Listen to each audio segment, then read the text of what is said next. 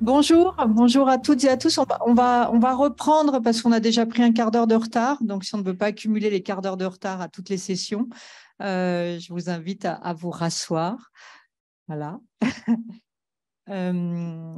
Donc, nous allons avoir maintenant une table ronde à partir des projets, des séminaires qui ont été soutenus par la plateforme. Donc, nous allons écouter, alors je sais que c'est difficile comme contrainte, pour 10 minutes, chacune d'ailleurs, des intervenants qui s'expriment parfois à deux. Voilà, pour 10 minutes, on va faire les projets les uns après les autres, enfin les présentations les unes après les autres, et puis ensuite, comme ça, on laissera du temps pour la discussion. Donc, cette table ronde, c'est impliquer les parties prenantes dans les recherches en santé, méthodes et enjeux. On va commencer par écouter Alice Ambéré et Fatina Yatim du CNAM, qui se sont occupés d'un séminaire pluridisciplinaire sur la participation des publics en santé. Donc, je vous laisse la parole pour une dizaine de minutes et je vous prie de m'excuser parce que je risque peut-être de vous interrompre à un moment ou de vous rappeler à l'ordre. Okay. Excusez-moi. Avec plaisir. Oui, je crois qu'il n'y aura pas forcément besoin des 10 minutes. Le séminaire dont je me suis occupée, sur lequel Fatima prend le relais, c'est le séminaire pluridisciplinaire d'études de la participation des publics en santé, qui est né suite à l'appel à manifestation d'intérêt de la plateforme SHS Santé, qui nous a permis de nous rendre compte au CNAM qu'il y avait une volonté de travailler sur ces sujets-là, et puis en même temps le besoin avant de pouvoir le faire vraiment, de clarifier un peu les différents points de vue depuis lesquels on menait à bien nos différents travaux. Et notamment les points de vue disciplinaires, donc avec des enseignants-chercheurs qui viennent des sciences de gestion, qui viennent de l'économie, de la sociologie, de l'histoire des sciences. Et donc, grâce à ce séminaire, on se rencontre, on continue à se rencontrer régulièrement pour prendre conscience des travaux des uns des autres et des méthodologies qu'on peut avoir, et puis pour échanger aussi avec des acteurs de terrain, donc sur la participation des publics en santé. Alors, on a choisi le terme de public, pas seulement parce qu'il y a, bien sûr, ça inclut bien sûr les patients, mais les patients dans leurs différentes figures, et puis aussi les citoyens engagés dans les réflexions sur les systèmes de santé et leurs évolutions. Donc, c'est vraiment un des premiers enjeux, une des premières difficultés qu'on peut avoir en termes de recherche, de savoir de qui on parle, de quelle participation, la participation de qui on parle. Et puis ensuite, il y a la participation à quoi. Et donc, on retrouve les questions de multiniveau. Et donc là, c'est un peu le pari qu'on fait, nous, que la pluridisciplinarité va aider à mieux comprendre ces différents niveaux d'action, que ce soit au niveau des échanges directs entre les médecins et le personnel soignant et les patients, que ce soit au niveau des usages du système de santé en tant que personne concernée ou en tant que proche des personnes directement concernées, puis que ce soit au niveau plutôt politique, local, régional ou national. Et donc, ça, c'est des questions qu'on continue à creuser. Un an, ça ne nous a pas suffi pour clarifier les façons dont les disciplines allaient pouvoir dialoguer entre elles. Et donc, c'est quelque chose qu'on va continuer à mener à partir de janvier prochain. Et c'est un séminaire ouvert. Vous y êtes tous bienvenus.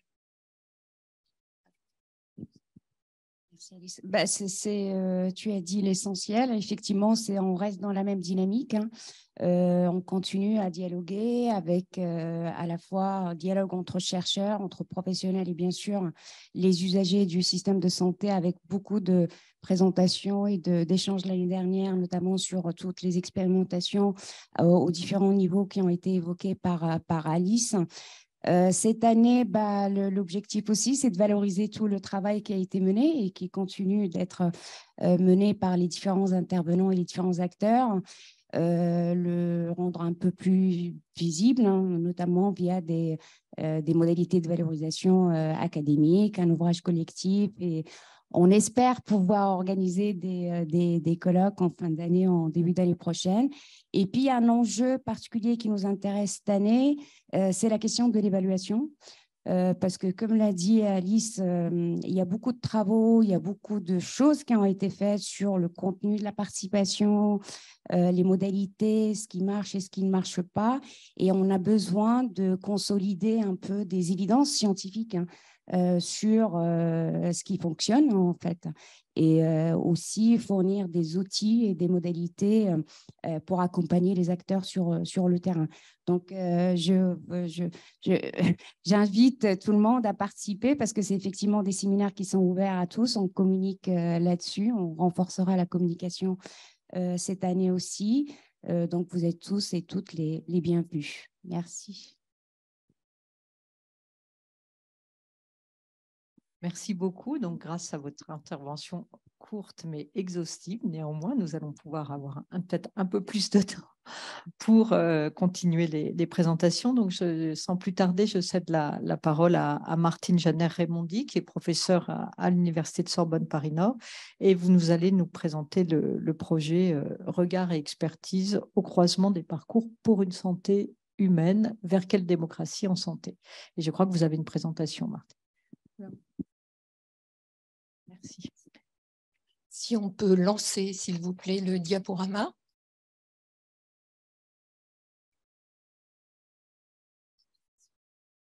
Oui, c'est bon, parfait. Alors voilà, le titre est donné et je tiens à souligner que c'est avec tous les prénoms qui sont mentionnés sur la diapositive que je présente ce matin quelques résultats, puisque 10 minutes, c'est très court, et donc j'ai préféré mettre l'accent sur à la fois les ancrages de départ et quelques résultats. Nous considérons la démocratie moins sous l'angle de la représentativité que sous l'angle de la pluralité, avec effectivement de nouvelles formes d'engagement et de participation, notamment en écho à Blondiot, mais aussi en écho à Pierre Rosanvallon, avec sa notion de démocratie des épreuves de la vie. Et nous prenons en compte les conditions et les contextes de vie avec leurs expériences. Ça fait écho aussi aux interventions de la précédente table ronde. Une triple préoccupation, donc, mettre en dialogue et en discussion les différents savoirs élaborés sur la maladie chronique à partir des expériences vécues et éprouvées, tant en tant que patient, en tant que proche aidant, mais aussi en tant que professionnel du soin, accompagnateur, chercheur en sciences humaines et sociales. Deuxième préoccupation, appréhender la considération phénoménologique du vivre avec la maladie au quotidien, qui inclut bien sûr les questions d'accompagnement, de traitement, mais aussi les questions plus larges d'interaction avec les autres, avec le territoire, dans le cadre d'une éthique du care. Troisième préoccupation, promouvoir un dispositif de recherche qui inclut les acteurs de la société afin qu'ils participent au processus de production scientifique selon les modalités de sciences participatives prévues par Oakley, en essayant d'atteindre le niveau 3 et 4, c'est-à-dire associé aussi à l'analyse des données recueillies, et Houlier et Mérilou-Goudard. La problématique qui était posée était donc la suivante: prendre en compte et rendre compte des expériences vécues de la maladie chronique dans le cadre de différentes recherches participatives afin de repérer d'éventuels leviers et freins à la participation, mais aussi afin de repérer les modalités de participation. Au niveau des ingrédients mis en œuvre pour cette recherche, nous avons donc constitué un groupe mixte avec des personnes, comme je l'ai dit tout à l'heure, des patients, des proches aidants, des professionnels du soin et des chercheurs, organisés en 4 focus group, tous à distance en raison notamment de l'éloignement des personnes, puisqu'elles venaient aussi bien de Lyon, Nancy, Lille, Paris, Alençon, Reims, Caen. Et ces 4 focus group ont tous été donc structurés en 3 temps, toujours repris. L'annonce des objectifs, qui n'étaient pas des objectifs fixés définitivement, bien sûr, mais au contraire des objectifs que je qualifie aujourd'hui d'horizon, laissant ouvert à ce qui peut advenir au cours des échanges. Le déroulement était annoncé et il y avait systématiquement un temps de bilan avec le rôle des observateurs dans le groupe. 21 personnes ont participé donc à ces 4 focus group de 12 heures au total. Et il y avait parmi ces personnes donc 4 patients, 2 proches aidants, 4 professionnels du soin, 6 enseignants-chercheurs et 5 observateurs, dont effectivement aussi des doctorants. Si je poursuis la présentation de ce travail, j'arrive maintenant à quelques cibles, puisqu'il fallait vraiment cibler sur quelques données. Donc, je saute toute la méthodologie et tout le déroulement de la recherche.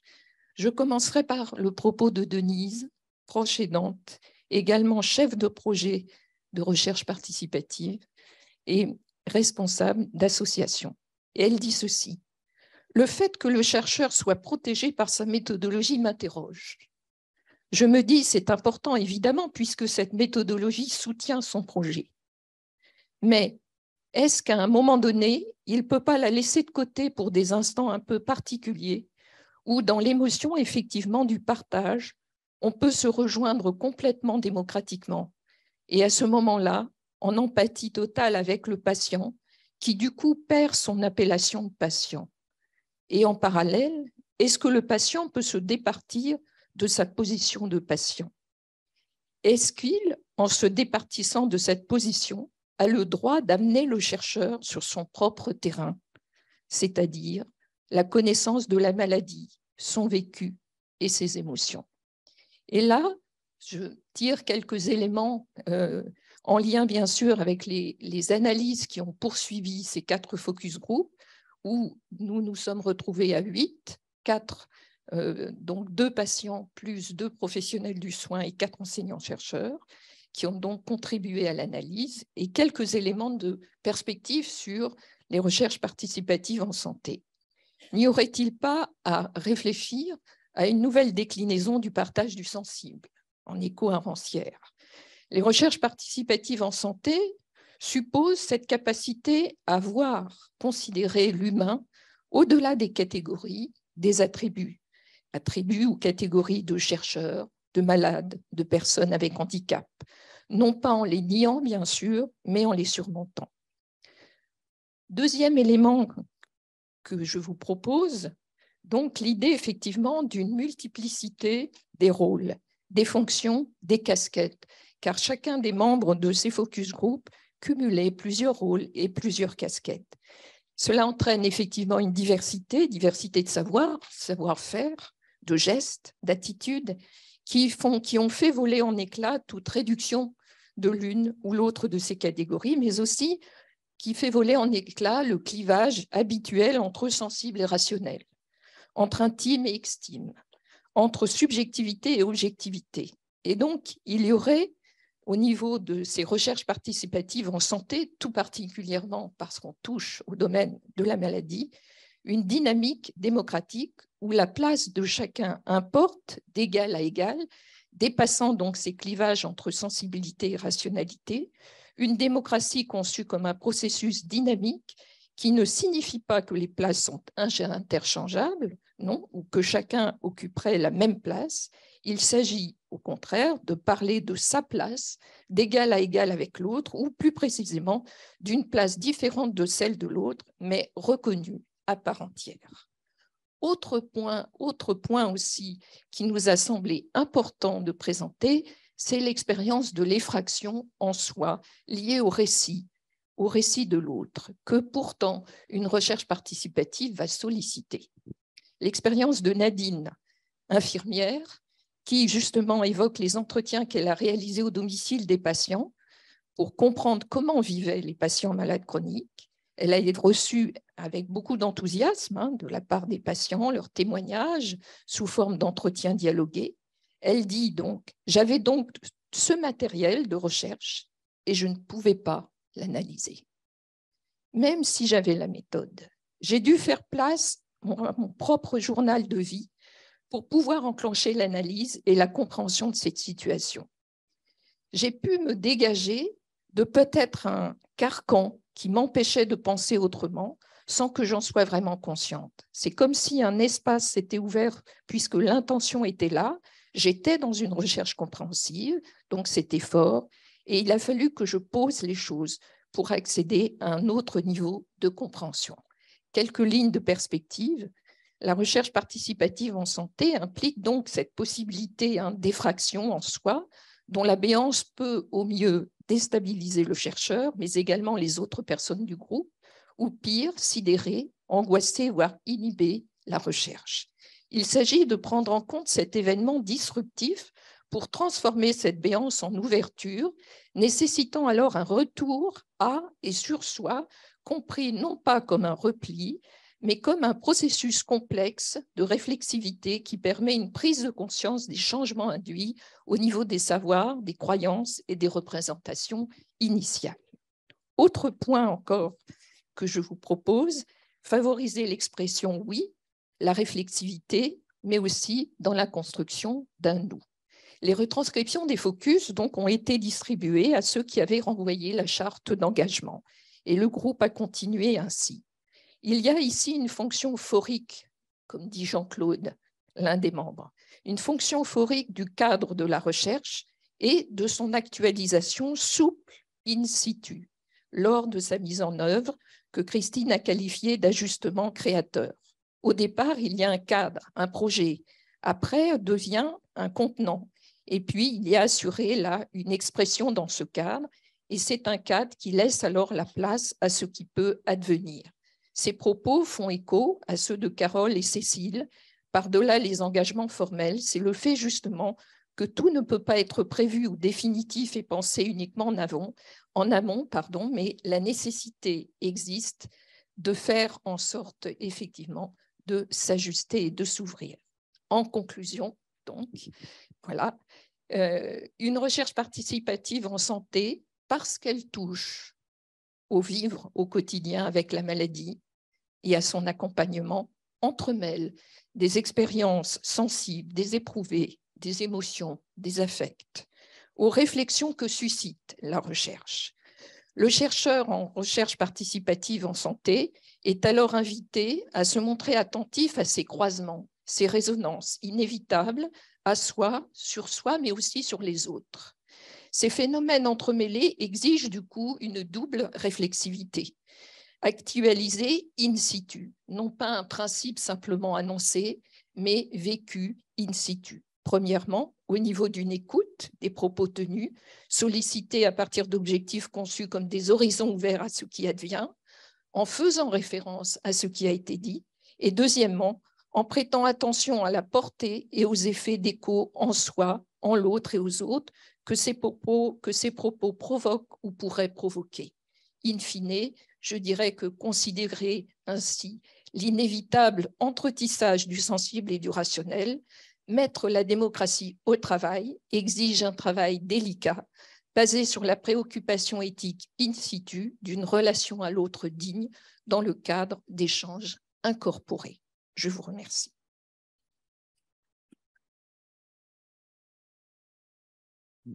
Merci. C'est moi qui vous remercie d'avoir relevé le défi que je savais difficile. Et je parle sous le contrôle d'Emmanuel, mais je crois que sur la plateforme, on pourra avoir à disposition d'autres éléments par la suite. Oui, voilà. Donc, vous nous avez mis en appétit et la suite sera disponible. Sans plus tarder, je vais laisser la parole donc à Pascal Molinier, qui est professeur à l'Université Sorbonne Paris-Nord et qui a été donc co-responsable cette fois-ci d'un séminaire Père et danse entre engagement et professionnalisation. Pascal, je te laisse la parole. Oui, alors, écoute, j'ai déjà du mal à me débrouiller avec le micro et mes papiers, donc je ne vais pas pouvoir regarder l'heure. Donc surtout, tu t'en occupes et surtout, n'hésite pas 2 minutes avant, tu me… Ouais. Non, ça va aller.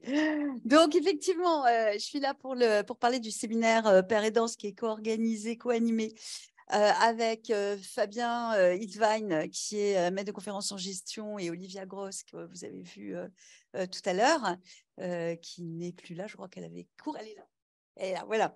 Et donc, ce séminaire, c'est 10 séances réparties. Bon, c'est 5 séances par an, avec pour viser la préparation d'un colloque.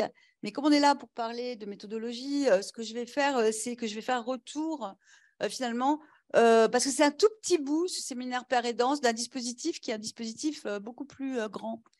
Donc, je vais faire retour sur ce qu'on a appelé, l'un d'entre nous avait appelé une recherche-action permanente, il ne croyait pas si bien dire, d'ailleurs, parce qu'on est toujours là, dans laquelle ce séminaire s'inscrit.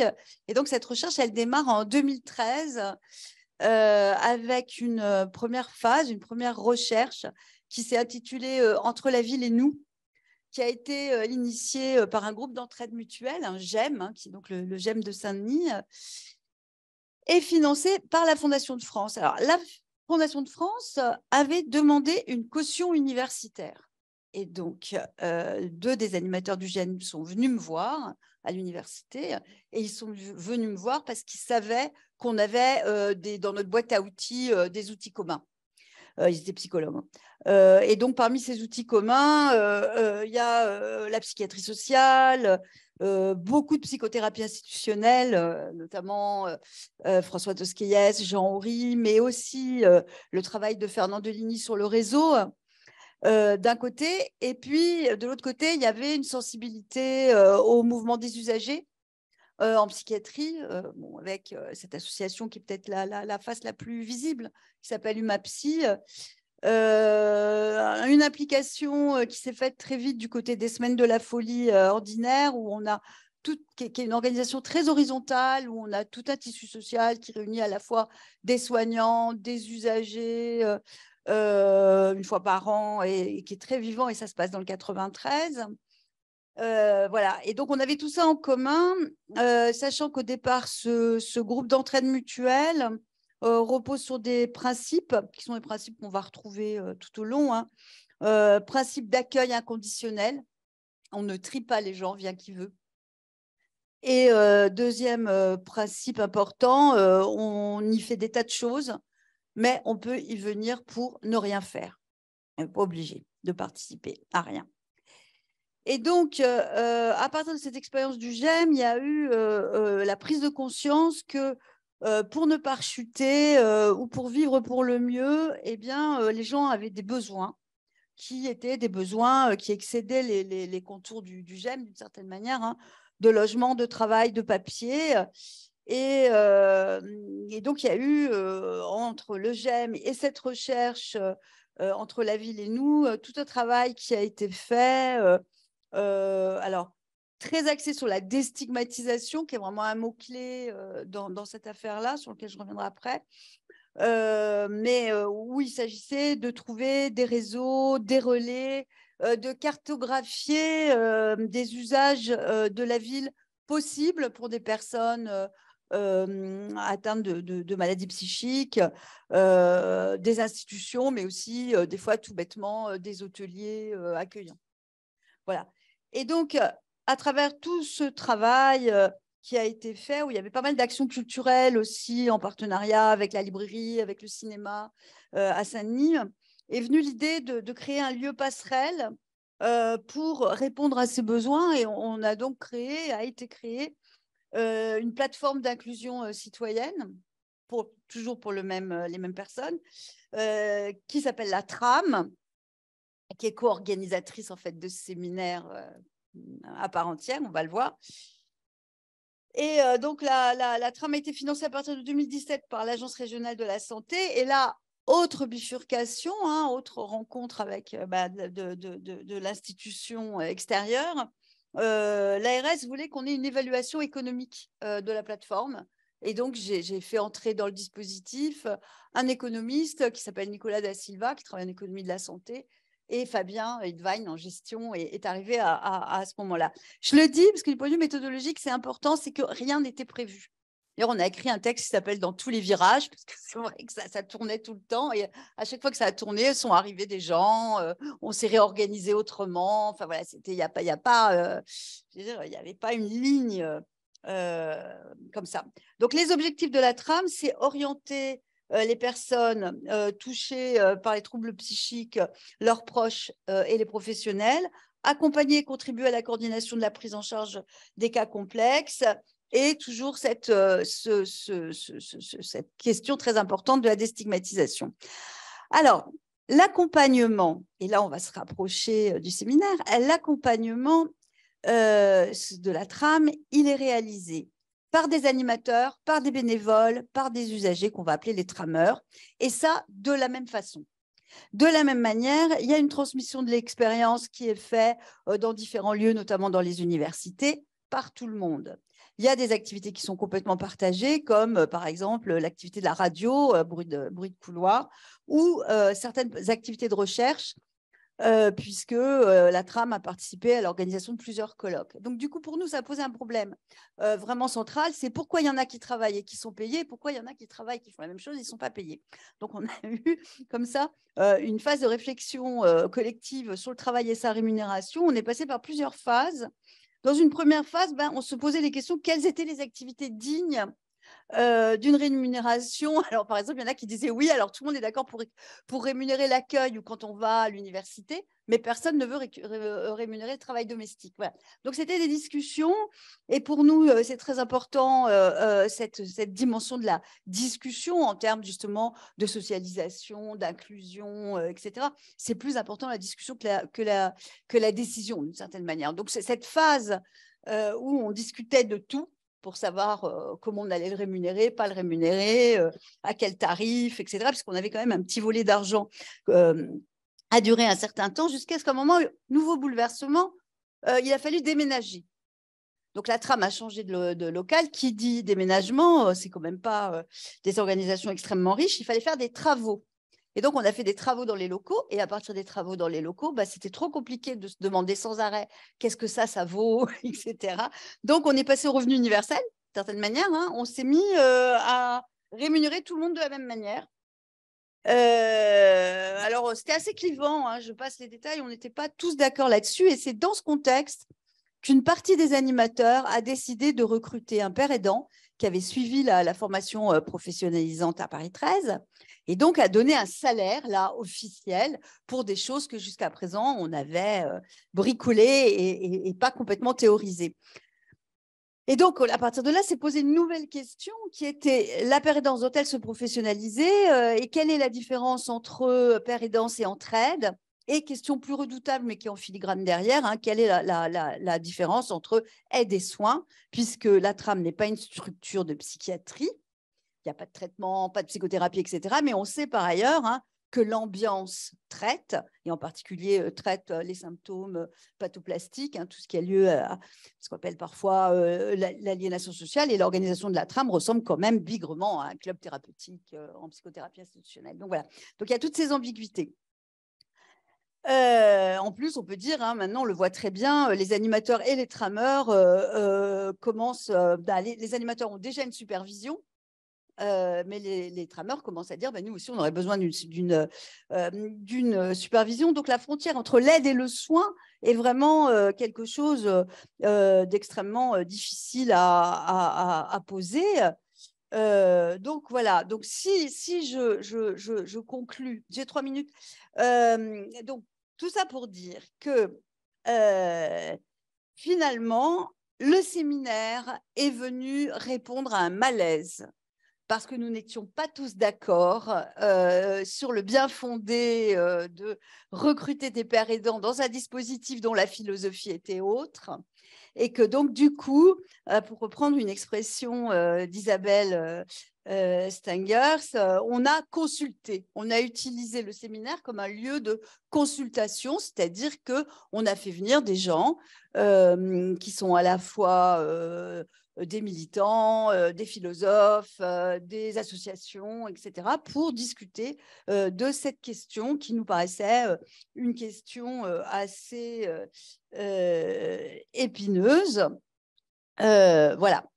Alors, voilà, donc, ce qui est important de comprendre, c'est que ce séminaire, il est co-organisé avec et pour la tram, donc les usagers, les trameurs, les animateurs participent à ce séminaire au même titre que nous. L'important étant de poursuivre cette discussion donc autour de la père aidance en dehors du local de la tram. Et donc là, c'est là-dessus surtout que je voudrais un petit peu insister. Ce déplacement de la tram vers Condorcet, puisque le séminaire a lieu au bâtiment sud, là, est très important. Il est très important en termes de déstigmatisation. Il crée aussi des conditions pour la discussion où tout le monde cherche, tout le monde est en position de chercher. À la frontière du soin, puisque je vous dis qu'on est toujours là, il permet une circulation, un mouvement, un rythme non quotidien. Il permet d'autres rencontres, d'autres formes de transfert. Pour les chercheurs, c'est aussi une autre façon de travailler, parce qu'on est vraiment dans un registre de slow science, c'est-à-dire que, bah, voilà, on va pas vite. Ça permet donc de rompre complètement le paradigme sujet-objet. Hein. Je reprendrai volontiers là aussi ce que Stengers dit à propos des protagonistes de la recherche. Pour un dispositif où ce n'est pas les chercheurs qui posent les questions terminantes, mais le milieu. Donc, sur la consultation, je ne reviens pas. J'avais une dernière page, j'ai presque fini, ouais. Voilà, donc, par exemple, quand je dis on consulte, la dernière séance qui a eu lieu, on avait invité Bruno Hérault, et les membres de Cap Droit, donc, qui sont des gens c'est une association qui pose la question du droit dans la vie des personnes souffrant de maladies psychiques, notamment le droit à gérer son argent. Il y a une grosse question autour de ça, mais aussi droit à la sexualité et droit à la parentalité. Pour nous, ça a été une rencontre passionnante parce qu'ils ont posé des questions dont nous pouvions identifier la pertinence tout en découvrant que nous ne nous les étions jamais posées. Et ça, c'était intéressant pour tout le monde. Et finalement, je pense que c'est la séance qui nous a d'une certaine manière un peu constitué en collectif de recherche, c'est-à-dire en se rendant compte qu'on avait une spécificité qui n'était pas la même que la leur, mais qu'on avait tout à gagner. Voilà. Et donc, qu'est-ce qu'on fait dans ce séminaire? On coproduit de la pensée qui pourrait devenir du savoir. On coproduit, et c'est peut-être encore plus important, de l'histoire, une temporalité, un rythme. On coproduit des lieux qui sont en lien. On met en lien la trame avec Condorcet. Il y aurait bien d'autres choses qu'on met en lien. Je n'ai pas le temps. On coproduit des relations. Et donc, on invente ce que j'appellerais une forme de vie, ce qui est l'objet même de notre recherche. En tout cas, c'est ça qui m'intéresse. On inclut, et ce n'est pas négligeable, je n'ai pas le temps de le développer, mais pour moi, c'est politiquement très important, on inclut le campus dans son territoire. Et enfin, on mange des petits gâteaux. Merci beaucoup, Pascal. Donc, maintenant, je vais laisser la parole à Béatrice Arroy-Barrena, qui est maître de conférence au CNAM. Salut, et donc, pour la dernière présentation, donc aussi un projet, enjeu infocommunicationnel d'une démocratie sanitaire. Donc, Béatrice, merci de relever le défi d'une dizaine de minutes. J'essaye. Déjà, je ne sais pas si je vais arriver à tout manier en même temps, parce que j'ai une présentation. Donc, juste une petite précision sur le titre et finalement sur ma discipline qui est les sciences de l'information et de la communication, qui finalement sont assez mal connues. Hein. Et donc, quand on parle d'enjeux infocommunicationnels, on ne va pas parler, ça ne se limite pas à l'analyse des médias. Notre approche est ni de la communication au sens médiatique, hein, de diffusion d'informations, mais on est plus dans une perspective anthropologique de la communication au sens de Bateson, qui considère finalement que la communication ou toutes les situations de communication sont au fondement de la sociabilité humaine. Voilà. Donc, c'est ce qu'on va aller observer. Et donc, notre recherche porte plus spécifiquement à ce qui s'est passé finalement pendant la crise Covid. Et finalement, il s'agissait de montrer comment les politiques publiques, puisque finalement, il y a eu une tendance à peu près depuis les années, milieu des années 2000, à ce qu'on va appeler un tournant comportementaliste, qui finalement utilise des méthodes de communication qui visent à changer les comportements. Voilà. Donc là, on est typiquement dans une approche anthropologique. Et notamment, là, je peux citer, pour recontextualiser, pendant la crise Covid, donc le cabinet BVA Nudge a été commandité par le gouvernement pour participer à l'élaboration des mesures sanitaires. Voilà. Donc notre objectif, c'était un peu montrer ce tournant comportementaliste et justement montrer aussi que finalement, ces méthodes-là de persuasion, les nudges, etc., sont plutôt des modalités interventionnelles et qu'en ça, des fois, elles s'opposent à la participation. Donc voilà, notre question, c'est comment concilier finalement les deux et finalement d'inclure les parties prenantes dans l'élaboration des décisions. Et puis, une dernière hypothèse qu'on fait, c'est qu'il y a quand même des effets coercitifs de ces mesures et de ces méthodes et que finalement, elles participent aux effets et à des conséquences psychologiques sur l'individu. Et donc, quand on parle de dispositif Infocom, je reprécise, on parle bien d'une volonté de changement de comportement. Donc, on a travaillé, notre méthodologie de travail, ça a été de se dire, on va d'abord finalement recueillir l'ensemble des vécus des personnes au travers d'un questionnaire qui a été diffusé d'abord très largement. Et après, on a travaillé beaucoup sur des groupes d'étudiants du CNAM, qui sont, je précise quand même au CNAM, qui sont des étudiants plutôt en formation continue, donc d'un âge assez avancé. Et donc, on a travaillé sur 2 tranches d'âge, parce qu'on s'est dit que c'était intéressant de voir, justement, puisqu'il y avait pas mal d'hypothèses et de discours pendant la crise Covid sur le fait que les comportements étaient différents, les mesures étaient envisagées différemment, qu'on soit jeune ou moins jeune. Des mesures voilà, qui, globalement, vont générer plus de peur en soi que la maladie elle-même. On va retrouver ça beaucoup dans les verbatims, dans les discours qu'on a recueillis lors du questionnaire. Voilà, puis une information dans les médias qui est très moralisatrice, anxiogène, et qui va beaucoup être centrée sur les données statistiques comme des moyens finalement de rationalisation de l'information. Globalement, voilà, il est relevé aussi dans le questionnaire qu'il y a beaucoup d'effets psychologiques, mais qui vont varier, et ça aussi on le savait un peu avant, suivant les situations des personnes, est-ce qu'on est seul, est-ce qu'on est en famille, etc. Ensuite, sur les ateliers, donc là, ça a été intéressant, les campagnes de communication qui ont été élaborées par les participants. Donc, on a 3 types de dispositifs. Le premier, un dispositif où l'idée, c'est de personnaliser l'information, alors qu'avec une plateforme, une application, où à chaque fois, on va personnaliser les réponses suivant la situation des personnes, justement. Voilà. Est-ce que c'est quelqu'un de malade? Est-ce que c'est quelqu'un de pas malade? On va diversifier les réponses. Un deuxième dispositif qui va envisager beaucoup la dimension sociale, qui pour certains a été vraiment sous-estimée, avec des dispositifs locaux, qu'on puisse rassembler les gens. Voilà, je passe assez vite, hein, je pourrais répondre aux questions. Voilà, avec troisième dispositif aussi, diversifier tous les moyens de diffusion de l'information. Exemple, les réseaux sociaux. Dans l'enquête, on a vu que chez les jeunes personnes, contrairement aux a priori qu'on pouvait avoir, notamment des choses qui sont confirmées, hein, je veux dire, tout ce qui pouvait être défiance des médias, complotisme, etc., sur les réseaux sociaux. En même temps, dans le questionnaire, on a vu que les très jeunes avaient tendance à se dire c'est là qu'on a trouvé l'information la plus pertinente pour nous. Donc voilà, donc on se dit pourquoi pas, les participants ont dit pourquoi pas élaborer carrément une vraie communication sur les réseaux sociaux vis-à-vis de ces publics jeunes. Ensuite, on a eu d'autres dispositifs que je n'ai pas montrés ici, mais qui étaient, par exemple, créer une chanson spécifique sur le Covid pour des jeunes publics, par exemple. Voilà. D'une manière réflexive, là, ces ateliers, ils ont permis aussi aux participants, parce qu'on les a interrogés après coup, la création de tous ces ateliers, en quelque sorte, dans l'élaboration qu'ils ont fait de ces campagnes de communication, en fait, de se réconcilier et de rétablir finalement la confiance vis-à-vis de la communication gouvernementale, des politiques publiques, mais aussi de la science. Voilà, ça ressortait nettement, une fois passé le travail de ces ateliers.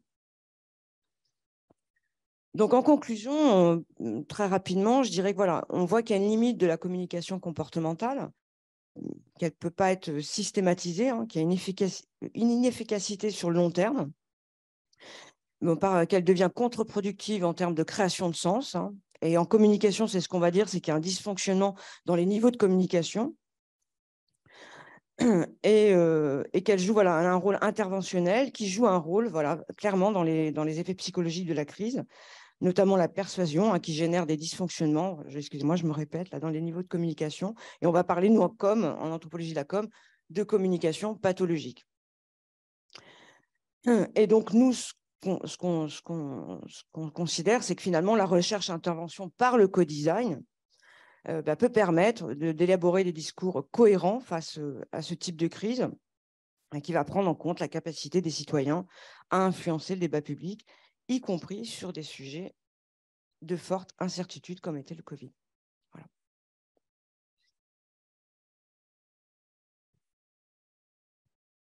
Merci beaucoup. Et donc, grâce à votre impressionnant respect du temps de parole, nous avons maintenant presque une vingtaine de minutes pour le débat et les questions. Donc, Si la première est la plus difficile, passons à la seconde question. Qui souhaite, ou entre vous, hein, d'ailleurs, c'est...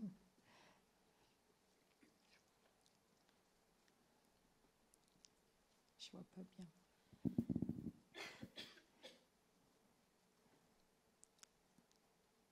Des questions, des remarques, des explicitations, peut-être, puisque c'est comme le temps était assez... Oui. Merci beaucoup pour vos interventions. J'ai trouvé votre intervention, Madame Arua Barena, excusez-moi, très intéressant. J'ai une question à vous poser parce que vous appuyez beaucoup sur la notion des effets psychologiques de ces campagnes. Donc, quelque part, il est où la frontière, en fait? Est-ce qu'il y a une sorte de, je ne vais pas dire charte, mais éthique pour ces personnes qui vont construire, élaborer, concevoir ces campagnes? Il y a où la frontière entre la manipulation et tout simplement donner une nudge? Parce que vous avez bien dit vous-même qu'une nudge, c'est un choix à ne pas faire le choix. C'est l'anti-choix, en fait. Merci beaucoup. Alors, je vais pas avoir la réponse exacte, mais j'ai envie de dire que oui, il y a une éthique de la persuasion à développer. Le sujet a déjà été posé plusieurs fois. Toutes les entreprises de communication, enfin les boîtes de communication qui travaillent sur les nudges ont un discours en disant on prend en compte ces dimensions éthiques, mais on voit clairement qu'il y a un glissement. D'ailleurs, je veux dire, le tournant comportementalisme, il est finalement assez mal connu et appliqué bien au-delà de la santé. Donc moi, le but finalement, il y a un petit peu un combat dans mes recherches, c'est aussi de positionner ça et dire que finalement, voilà, il faut absolument poser cette limite. Parce qu'il peut y avoir une manipulation bienveillante. Les nudges, à plein de moments, ils peuvent être tout à fait utiles. Je veux dire, on le voit notamment, vous savez, dans l'écologie, les petites affichettes pour nous inviter à mettre nos papiers dans la poubelle, voilà. Par contre, leur systématisation, effectivement, pose de graves problèmes éthiques. Après, sur la réponse des effets psychologiques, c'est là où je mettrais une limite à notre recherche. Il serait très intéressant de coupler ça avec des psychologues, très concrètement, et de pouvoir en prouver vraiment les limites et les conséquences. En sociologie, les organisations, ça a été fait aussi un peu. Il y a des travaux là-dessus qui montrent qu'on est, en fait, en communication, on explique que ça nous met, les situations de changement nous mettent toujours dans les fameuses doubles injonctions, les paradoxes, voilà, et que finalement, pour en sortir, moi c'est l'hypothèse que je fais, c'est que les nudges nous mettent constamment dans une double injonction. Et il n'y a aucun moyen finalement d'en sortir. Donc on est dans un espèce de malaise permanent et l'humain, par définition, n'est pas fait pour être entre deux dans un changement. On est dans une situation A, on va vers une situation B, mais à aucun moment on doit rester entre deux. Voilà. Donc là, il y a encore un travail à faire, à mon avis, à coupler avec les psychologues. Mais il est clair, oui, qu'il y a des enjeux éthiques importants à soulever et à défendre.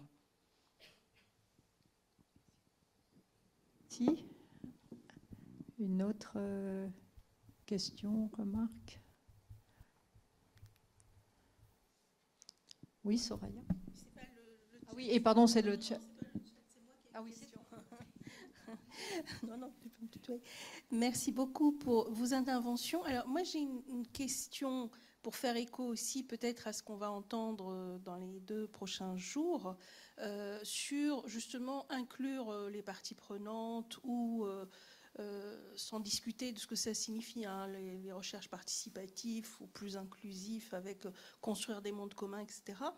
Et j'ai eu le sentiment, mais je fais exprès d'accentuer ça, que l'accent a été beaucoup mis sur le vécu des patients, sur la dimension sensible, sur le partage des émotions, etc. Mais quid parfois de... Est-ce que vous avez des situations où la qualification même des maladies en question peut être discutable, n'est pas claire, où ces patients ont une expérience du vécu de la maladie qui vient questionner non pas simplement le fait que les soignants ne tiennent pas compte de la dimension psychologique ou de la dimension affective, mais la manière même dont ils qualifient leur maladie peut être discutable. Est-ce que c'est des choses que vous croisez ou pas du tout dans cette démocratie sanitaire, hein, ou qui ne prend pas forcément le... Parce que c'est quelque chose qu'on voit énormément en santé-environnement. Donc c'était juste pour voir si c'est des choses qu'on croise ou pas du tout. Merci. Donc la question elle est pour les 4 interventions. Oui. Donc qui d'entre vous souhaite répondre en premier? On peut avoir plusieurs réponses.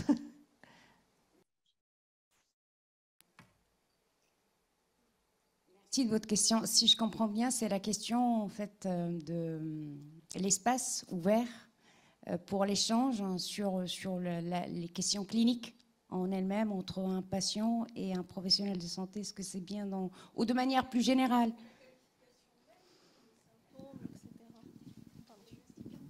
Ou la qualification des symptômes, l'assignation au statut de telle ou telle maladie. Oui, effectivement, c'est des questions que l'on voit sur un domaine très particulier de la démocratie en santé, où ce qu'on met derrière la notion d'engagement du patient, qui normalement fait appel à des principes de codécision, notamment sur les solutions thérapeutiques qui seraient proposées aux patients tout au long de son parcours de soins. C'est effectivement des questions qui sont posées, et c'est peut-être, je parle sous le contrôle de mes collègues, pour moi, ça fait partie des toutes premières questions qui ont été effectivement posées, parce que c'est dans cet espace-là, dans le colloque singulier, où la question de la participation, elle se pose à un tout premier niveau, et c'est peut-être l'étape la plus importante.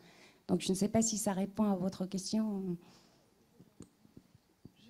Alors, moi non plus, je ne sais pas du tout si ça va répondre à votre question, mais elle me fait penser à un cas un peu particulier qui est celui des grossesses. On avait une intervention dans le séminaire là-dessus, sur le suivi des grossesses. Et ce qui m'a le plus marqué de cette intervention-là, c'est la place des conjoints de la femme enceinte, conjoints ou conjointes, qui sont à peu près évincés, on va dire, ou qui disparaissent plus ou moins volontairement. Et votre question me fait penser à ça, parce que selon la façon dont on va qualifier la situation de la grossesse, ça va mener à plus ou moins facilement inclure l'environnement de la femme enceinte. Et donc je pense qu'il y a des pistes de réflexion à ce niveau-là. Et globalement, la notion de participation des publics, mais dont les patients, amène à modifier les représentations, donc y compris celle de la notion de maladie et de comment on pose la situation. Oui, moi je veux bien tenter aussi une réponse à un niveau un peu plus collectif, en dehors du colloque singulier. Oui, bien sûr. Enfin, il me semble qu'il y a effectivement... Alors, il y a des maladies qui ont néanmoins des symptômes cliniques, mais qui vont être assignés à un autre champ, qui vont être très psychologisés, comme le Covid long, par exemple, fibromyalgie, endométriose pendant très longtemps, qui était une maladie même invisibilisée, associée à... Enfin, c'est ce que disent les personnes concernées. Elles disent que c'était associé à l'hystérie, associé... Voilà, et de toute manière, la douleur chez les femmes, c'est... Depuis Adam et Ève, c'est normal, quoi. Donc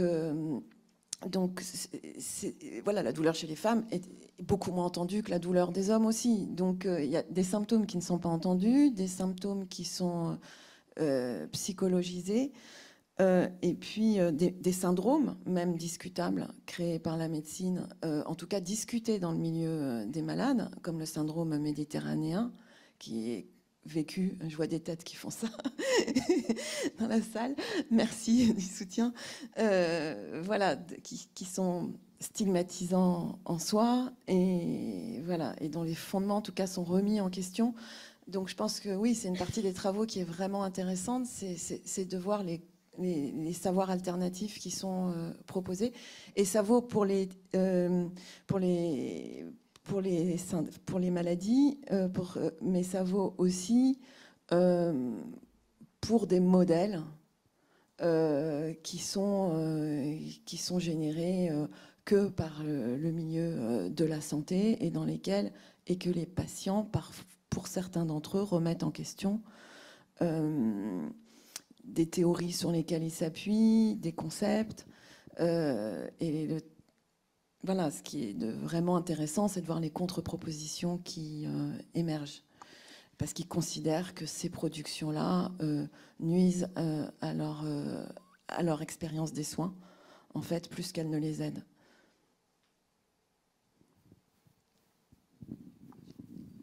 Merci. Oui, Pascal. Peut-être rajouter un petit truc, simplement pour dire que dans le champ psy, tout diagnostic psychopathologique, en fait, écrit un destin.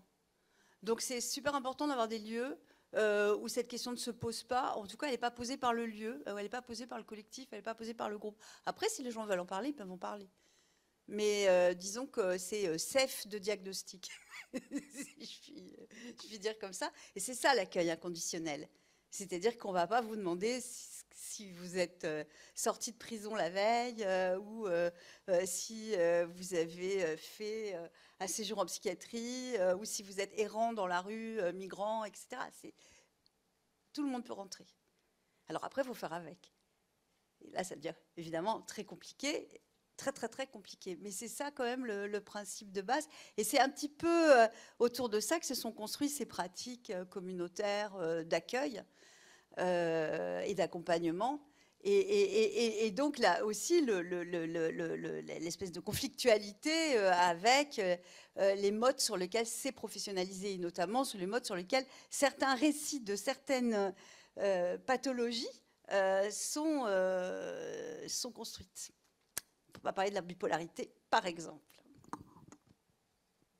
Merci. Est-ce qu'il y a des questions sur le chat? Non. Est-ce qu'il y aurait une... Emmanuel, tu as une question?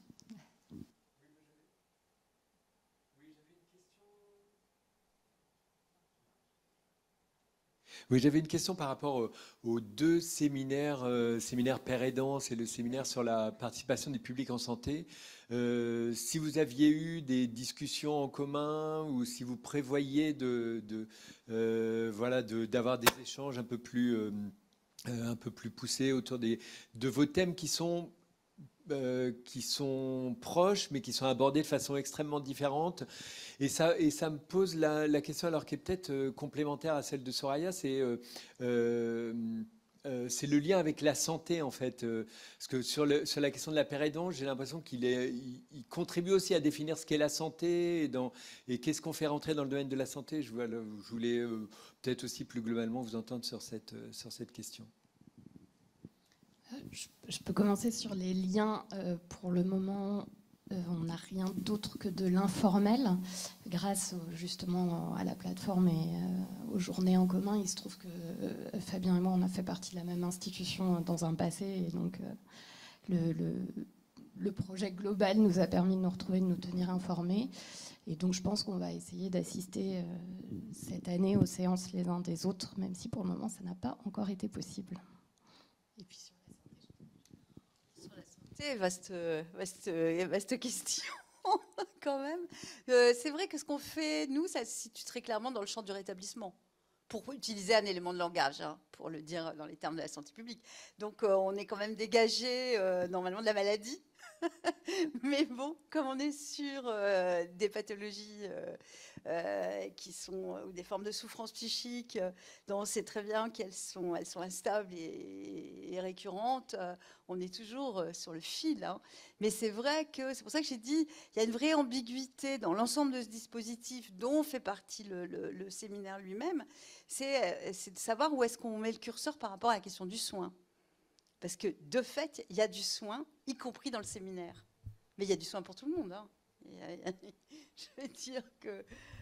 mais il y a du soin, évidemment, dans ces façons, dans la manière dont on pense à chaque fois, j'essaie de le montrer un petit peu à la fin, dans la manière dont on pense les questions du mouvement, les questions du rythme, la question des déplacements dans la ville, la question de faire du collectif.